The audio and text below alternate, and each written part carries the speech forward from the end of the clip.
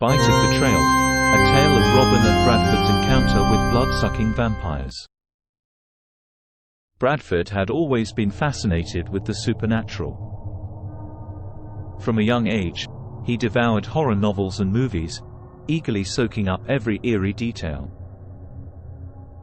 But he never truly believed in the monsters he read about. Not until he met Robyn. Robyn was unlike any woman Bradford had ever met. She was captivating and mysterious, with an otherworldly quality that set her apart from the rest of the world. It wasn't until they were several dates deep that Bradford realized the truth about Robyn: she was a vampire. At first, Bradford was terrified. He had always thought of vampires as nothing more than scary stories. Now, he was face to face with one. But the more time he spent with Robyn, the more he found himself drawn to her. And so, he made the decision to become one of her kind. The process was painful and excruciating. Bradford felt like he had been torn apart, only to be put back together twisted and malformed. But Robyn was always by his side, helping him through the worst of it. Finally, the transformation was complete. Bradford had become a vampire, like his lover. He felt powerful and invincible, ready to take on the world at Robyn's side. But as the days went by, he began to realize that being a vampire wasn't all it was cracked up to be. He found himself constantly hungry, craving the warm, fresh blood of humans to sustain him. When he and Robyn would go out to feed, Bradford felt unclean and wrong, as if he were betraying something deep inside himself. Worse yet, he began to see the flaws in Robyn's character. She was cruel at times, toying with humans as if they were mere playthings. She reveled in their fear and pain, never seeming to consider the terrible cost of her actions. And so, Bradford found himself adrift in a world that was both thrilling and terrifying, beautiful and grotesque. He wanted to escape, to find some way to be human again. But deep inside, he knew that there was no going back. One night, as they prowled the city streets in search of their prey, they came across a young woman who was walking home from a late shift at work. She was beautiful, with long, dark hair and shining eyes that sparkled in the dim light. Bradford felt his fangs elongate as his instincts took over. But as he moved to attack, something incredible happened. The woman raised a hand, and a blinding light issued forth.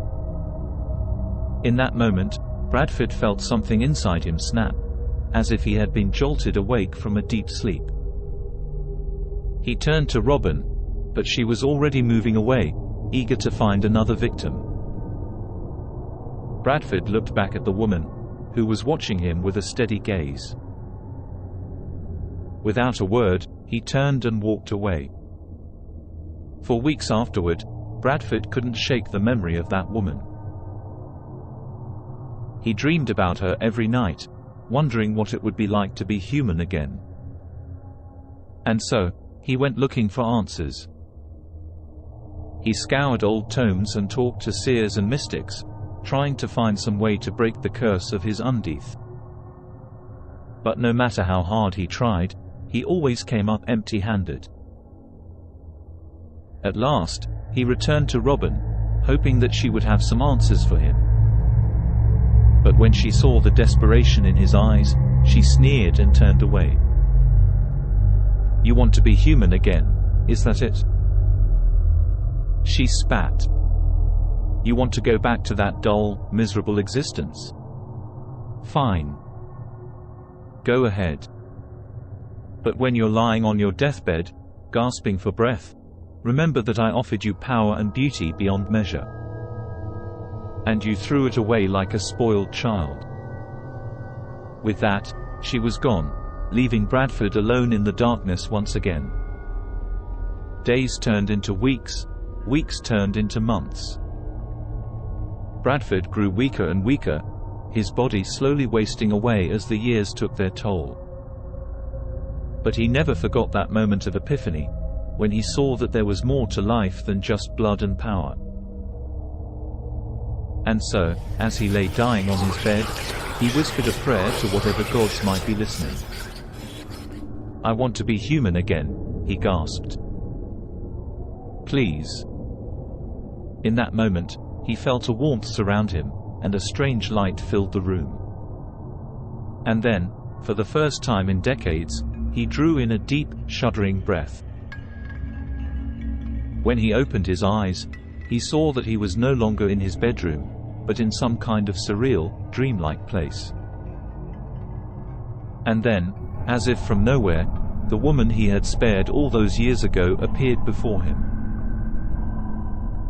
"Welcome," she said, smiling. "I've been expecting you." Bradford felt a shiver run up his spine.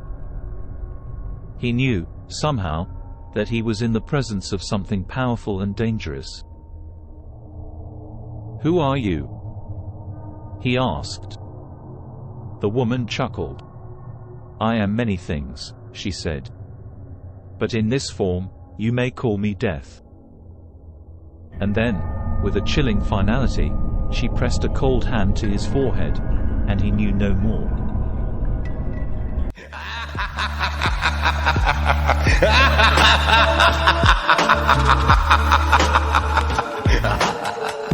Thanks for watching.